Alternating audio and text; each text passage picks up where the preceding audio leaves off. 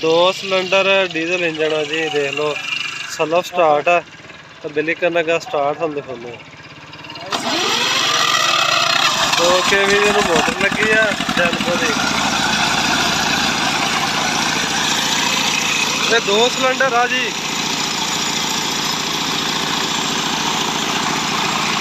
देख लो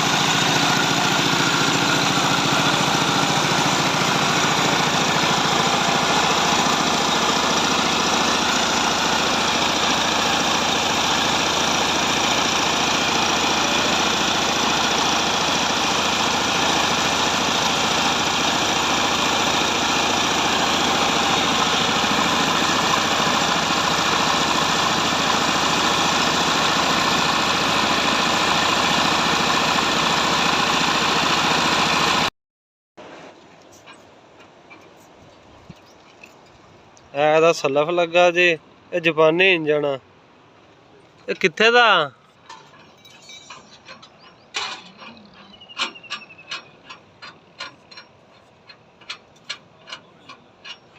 diesel engine ਆ ਜੀ। ਇਹ ਜਾਪਾਨੀ ਆ ਜੀ। ਉੱਤੇ ਲਿਖਿਆ ਸ਼ਿਖਿਆ ਤੇ ਕੋਈ ਨਹੀਂ ਮਿਟ ਗਿਆ ਜਿਹੜਾ ਉਹਦੇ ਹੈਡ ਵਗੈਰਾ ਤੇ ਲਿਖਿਆ ਹੋਇਆ। ਤੇ ਬਾਕੀ ਤੁਸੀਂ ਓਵਰਆਲ ਉਹਦਾ ਫਿਲਟਰ ਵਗੈਰਾ ਵੇਖ ਲਓ।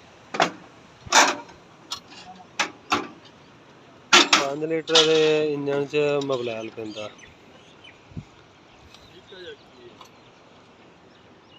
ਇਹ ਦੇਖ ਲਓ ਜੀ ਇਹਦਾ ਡੀਜ਼ਲ ਪੰਪ।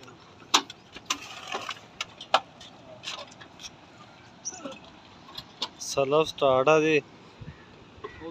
तो दोस्तों 1 मिनट च जरूर दसना कि काहदा इंजन हो सकता की चीज़ का।